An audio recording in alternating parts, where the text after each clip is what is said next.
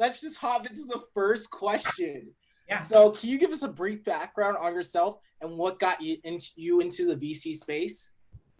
Yeah.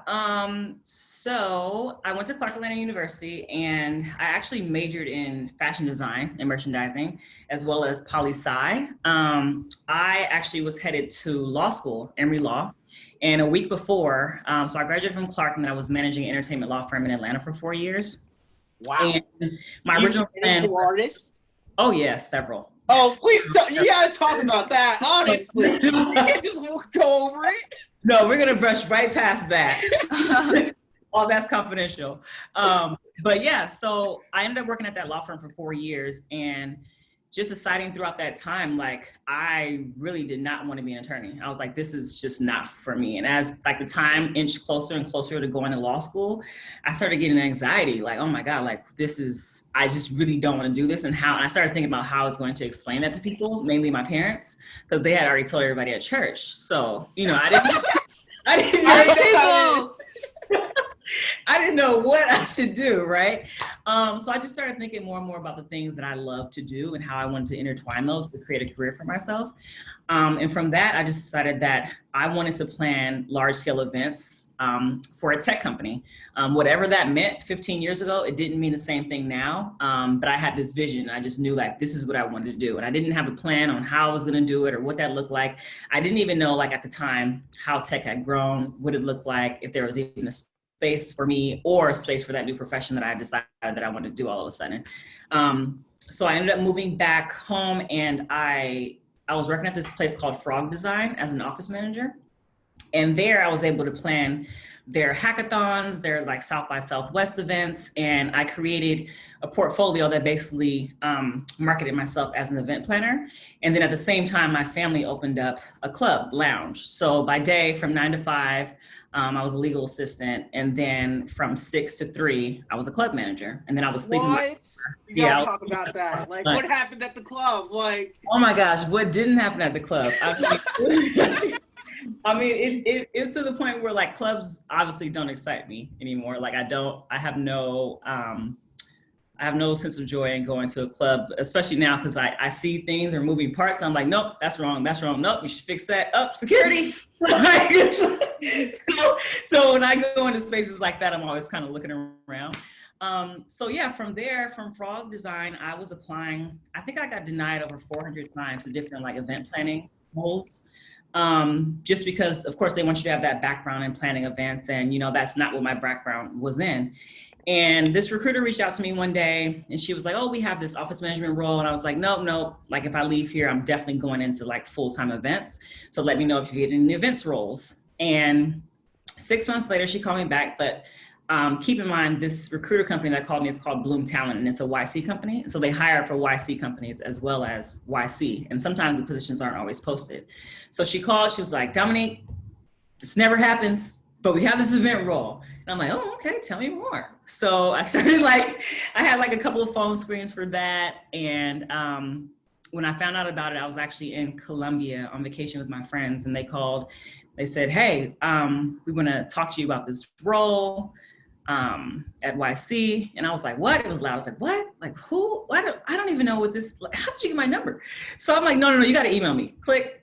And I just hung up. Yeah. And even during my first round of interviews, even during I would say my first month or so, I still had no clue like what YC was or what was going on. I just knew that people were really, really excited. And I knew that I would finally get a chance to plan events. Like that was my main passion. I had no idea the reach that YC had or the type of people that I would meet or the lessons I would learn or the circles that I would put in. So I think that they also really enjoyed that as well, because there are a lot of people that are just really fangirl, fanboyish, and just want to see themselves rise based off of whoever they meet or who they can meet. And I just really wasn't about that. It didn't really matter who you were. I just wanted to do the best job for me. So stayed at YC for 3.5, 4 years. I produced 7 demo days, 5 female founders conferences, 10 outreach. Again, you're going over the most important detail. Like you produced YC demo day. That's crazy. Yeah. You gotta tell us like what's the process behind that? Because I know we met at YC. You're just like you were doing everything. Like you ran the place. So you gotta tell us more.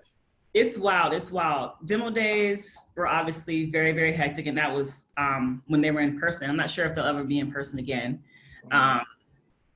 It's like running a concert. It's a production. Like my eyes are on everything. And then also making sure that the founders are feeling comfortable.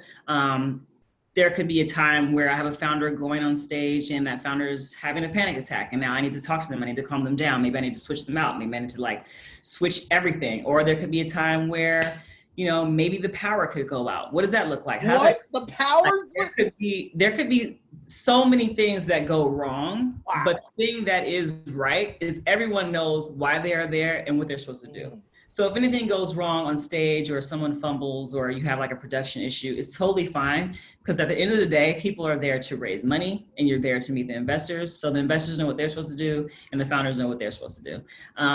After a while, it just became like something that was just like in the back of my head. Like I just knew how to do like over and over and over and over. Like I knew what tasks needed to be done. And also I knew what I wanted to fix. When I started at YC, I think we had, maybe 65, 70 companies in the batch. And we could basically grow to however many people I could fit inside of a demo day. So I think we grew to 200 by the time I left, 200 companies. Wow. With 2 different stages. And then that's where we were at Pier 48. So that was the last demo day that I did. And that was the last in-person one that they did. But it was interesting. It was interesting to see like the founder dynamic and then the funder dynamic. And then just me from the outside looking in, but being in the middle of the circle. Like everyone is literally the same. Like all of the people are the same. Like all these people have questions. All of these people are nervous. And sometimes it just takes knowing that and calming down a founder like, hey, these are humans. Like you don't have to just be yourself, you know, and make sure that, you know your information about your company. No one's gonna know it like you. So don't let anyone make you feel like you're saying or doing anything wrong. That's really helpful. Yeah, and one thing you mentioned is that you helped grow the demo days from 65 to 70 companies to around 200. So like, what type of impact did that have? I'm assuming that allowed like more founders to, you know, pitch their companies and get in front of investors. So I guess like, what type of impact did you see? Yeah, well, obviously I saw definitely more founders, but I saw more Black founders. I saw that number started to grow. But also I kept seeing a vision that I hadn't seen before I left. And the vision was like, how big could this become? Like, okay, if it could be this large, then what does it look like if we have 500 companies? What is 1,000 companies? Like, what does it look like if we do it like internationally? So I think that for me, like the greatest thing that I saw was that I didn't know what was coming, but I knew it could be really, really, really big. And that reach is huge for me, just because, of course, like I want Black founders to have like a greater chance. Wow, that's very impactful. And I know earlier you mentioned your experience with planning large scale events in tech. That was like your goal. And currently you work at AllRaise. Can you talk to us a little bit about AllRaise and your role as director of engagement and how that may have changed? Yeah. So it definitely changed. After doing all those events, I got to a point where I was like, okay, I really don't want to do events anymore unless Beyonce calls me. If Beyonce calls me, we'll go back to events. I would do whatever you like. But yeah, I got to a point where I wasn't really learning anymore from that event space at YC. And YC is a great company, obviously. But at the time, there was nothing else that I wanted to go into there. Like at the time, I didn't see myself as an investor. I didn't see myself as a founder, just because I had so much background on like what it takes to be a founder. So those 2 things were out for me. I'm like, I totally don't want to do any of that, but I still love that face-to-face interaction with founders and funders and helping them solve problems. And then I did realize that I wanted to start helping more women and specifically more Black women. So for me, I did a lot of great things at YC, but AllRaise just really spoke to me because it's specifically focused on women. And, you know, I'm a woman. So for me, it's like my passion, like whatever work I'm doing, whether it's AllRaise, YC, and whatever's after this, like I need to be directly affected by the work that I'm doing. And I need to see that for generations to come.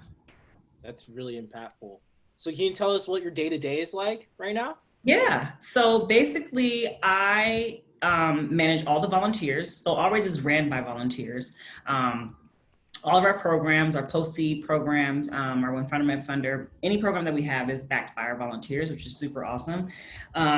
So it is my job to recruit volunteers for our new programs, making sure that they're happy in their programs. Also, I manage our chapters. We have 3. We have one in Boston, one in New York, and then one in LA, and I kind of guide them and steer them. They actually just launched maybe a few days before I started at All Raise. So I kind of guide them in how to expand their geo, what their OKRs look like, what are we, like how we're measuring their success in regards to All Raise, and then building them up so that way we can expand to other chapters as well. That's amazing. Wait, so Ime and I need to become volunteers for sure, if possible. You can. Ime could be a man in the movement. Yeah. You can be a volunteer. Yeah. Ime, you can be an ally. Yeah. Yeah, but no, I would love for you to actually come volunteer with Founder Met Funder. That's an event that, came out of myself and Megan and Julia that we brought over to All Raise, and it is specifically geared towards Black female founders and pre-seed. So you don't have to be at any stage, and we bring together up to 100 Black female founders and introduce them to the mentees, which are like the top 40 to 50 VCs in Silicon Valley. So that would be, yeah. Oh, that'd be pretty cool. So like, what was the journey like with building that? I know that you mentioned like you discovered that assisting Black women with like growing their companies and raising capital was like a passion of yours. So like, what was it like in terms of developing that organization, or would you consider the organization just an event? I would consider it started off as an event, and now it's a program at All Raise. And I want to be clear that I've always been passionate about helping Black women. And I didn't know that I wanted to help them raise capital until I realized they weren't raising any. So I didn't know that until I got to YC. Like, that wasn't something that I just woke up one day and was like, I want to be in venture, blah, blah. Like, I kind of did really fall into that space. And now that I'm in it, I'm definitely going to make my mark on it. But that was never a part of my journey. Yeah. It just came to me. But yeah, I do see it as becoming a space in a program that will be super helpful for them. The main point is to get them funded and moving the needle. So it's not just about having an event. It's not just about having a speaker. It's not just about doing office hours. It's moving the needle. Who has the money? Who's going to fund them? Let's go. Can you give it to me?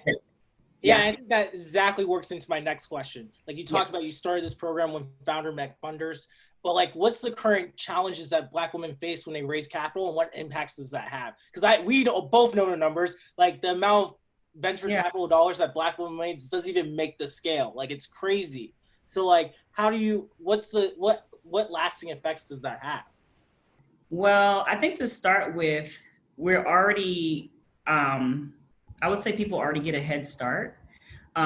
Just even looking at different applications or looking at the different verbiage that people use when wanting to gain applicants. A lot of those things don't make sense to us, and it's not because we're stupid or we don't know. It's because like we weren't raised around Silicon Valley giants. Like, this wasn't a part of my kindergarten curriculum. Like, I have no idea what you're talking about. I know that I can do what you're doing and maybe better, but maybe I'm just want to say it like in different terms. And then the lasting effects of it is, I mean, we're only going to be around for so long, and there's going to be like a new generation of Black girls and Black women that come up and need to raise money. And if it just gets smaller and smaller and smaller, then there's going to be a point where we're zeroed out. And that is horrible, obviously. But I think that not only do people need to raise money, but they need to learn how to keep it. Like, how do you manage that money? What does that look like for your company? How can I receive? Don't just throw the dollars at me, because people are doing that ever since March or George Floyd. Don't just throw dollars at me, but like, teach me how to keep it, and how do I work it? How do I manage that? And then how do I grow? And I think my next question goes into like, I know the Founder Met Funder event was like online this year due to COVID. How has COVID affected the rest of the All Races like programs and events? And how does it really affect your job too? Like, because you're in charge of all of this. Well, I will say I'm not in charge of events. We have a head of events that does our events. Affected it, I would say it's harder. It's harder, but we're reaching a lot more people. So it's one of those things where like, I didn't think that I could ever in life get busier. But like, I have outdone myself again. Like, yeah.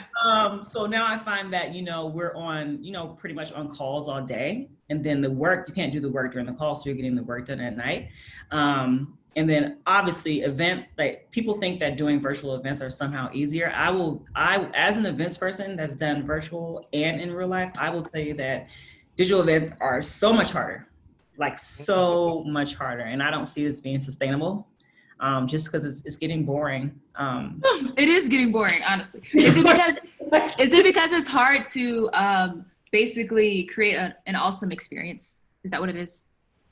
No, I think it would create a great experience, but there's only so many times I can just look at a screen. Like if I'm at an actual event, then I find myself paying more attention. If I'm at home and I just have my laptop open, like it could just be open. I'm doing all kind of things. I'm like, okay, what happened over there? Who's on that stage? Okay, yeah, that sounds good. Go girl. She's doing her thing over here. But I'm not really like actively listening. And then there's only so many ways that you can like spruce it up and be creative around being online. And then I think that people have really lost that touch of, I don't know, before we used to like be adamant about taking screen breaks, and I don't know what happened, but they're gone now. No more screen breaks. We're going from screen to screen to screen to screen. And so I think that people just like, they need a break from that. So I think it's fine for this year and possibly all of next. But hopefully we can move into more of a hybrid situation.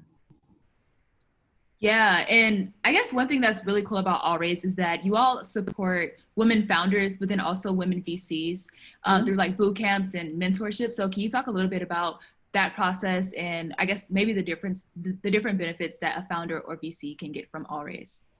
Yeah, so our programs include programs for founders and funders, like you said. So we have our VC cohorts programs that comes with associates and principals. Then also we have our founder boot camps. We have a pre-seed, post-seed, and then Series A.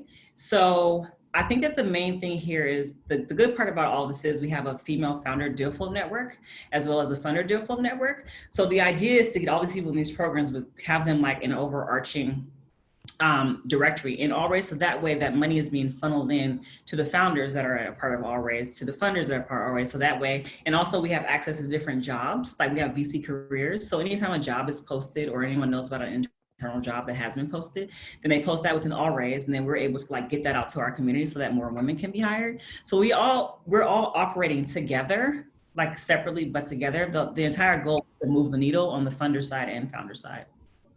Yeah, and I think the biggest event you guys have is the All Raise Summit. Can you talk about that? Yeah, so the All Raise Summit is actually coming up again, October. That one is virtual, of course. But the VC Summit, it was super cool because this was the first time they did it in Oakland, the one that was last October. It was awesome. I actually emceed it. So it was how was that experience? Like, you gotta talk about that. First of all, it was crazy because I have stage fright. And maybe like a minute, maybe like 5 minutes before going onto the stage, I was talking to Pam. Pam's the CEO. All right. So I was like, yeah, Pam, you know, you could actually get up there and say all these things. Like, I really don't need to. I figured it out. And I think that you could do this. You would be perfect. She's like, Dom, no, you got this. You got this. But it was really surreal for me just because it was in Oakland. I'm from Oakland. And we haven't seen anything like that, at least in my lifetime. All women VCs come in over 700. It was amazing. The vibe was amazing. The energy was real. And just like the willingness to help is crazy. Like you could just walk up to anyone and like anyone would help you. It's not that, you know, there's this, I think that there's like this thing where people are fearful of talking to VCs when really, again, like I'll take it back to what I said earlier, like they are people too. Like they're people. So it was amazing. I guess the last question is, like, what type of resources and suggestions will you tell people they want to break into technology because you were able to do it? Yeah, that's a very interesting question because I didn't have any resources back then. So like, I didn't. Like, I had zero resources. I literally used Google as my best friend. Like anything, whatever I didn't know, I Googled it. Like back then there was not, like right now there's like a surplus of all these different resources of ways to find how to get in. But then I really didn't have anything. I was clearly just or just moving off of passion, pure passion, just knowing that I had a goal and I was not going to stop until I got it. And I'm pretty much like that. Once I know I want something, I am going to get it, like by any means necessary. But I think it depends on how you're trying to break into tech or what you're trying to do in tech. For example, of course, there's different coding classes, and it depends on what you're trying to do in tech. And I think that's a question that people don't really have the answer to a lot of times. So I would say figure out, what do you want to do in tech? Like, do you want to be a founder? Do you want to be a funder? Do you want to be an operator? It depends on what you're trying to do. But I will say for coding specifically, like I'm a huge fan of Career Karma. I'm a huge fan of Ruben and him and his team, and I watched them grow from like YC on up. So huge fan of. And then also, not sure if you guys have heard of this, but have you heard of Black Tech Pipeline? Yeah, of course. I really like. Just unveiled a new website. Like, it's amazing. Yeah, I really, really like that. And I just so happened to like find that on Twitter one day. But I honestly don't have like a list of resources per se. And I do make sure to like on Backstage, like I follow Backstage very closely. They always have the best information to me. Yeah. And it's really funny because I remember when I was on stage and Erlen was there, and I came off stage at the VC Summit, and I was like, oh my God, I have stage fright. I was like, how am I doing? She was like, no, you're fine. I was like, no, I don't think so. I don't feel like. She was like, you just breathe. She was like, don't worry. And it felt really good to hear her say this, but she was telling me her story about how she had stage fright as well. I'm like, no one could ever. But she like gave me different tactics. That was a long time ago when she had stage fright. Of course, she's worked through it now, but like now, since the summit, I've been working through different steps and different classes to help me with that as well. Because you'll never be able to guess the people that have stage fright, like at all. And I'm always a person where like behind the scenes, like that's my jam. Behind the scenes, that's it. But now I'm getting to a place where like I literally, not like I have to be in the forefront, but it's my duty to be there, because little Black girls all over the world, like I want them to see that if I can do it, then they can do it too. And then be better than me, like be way better than me. Don't aspire to be me, be better than me. Well, I guess the last question we have is like, you have any last shout outs? I know you're wearing your Clark Atlanta shirt. Like, oh yeah. Clark Atlanta. It's only the best. I'm sorry. I never understand your platform right now.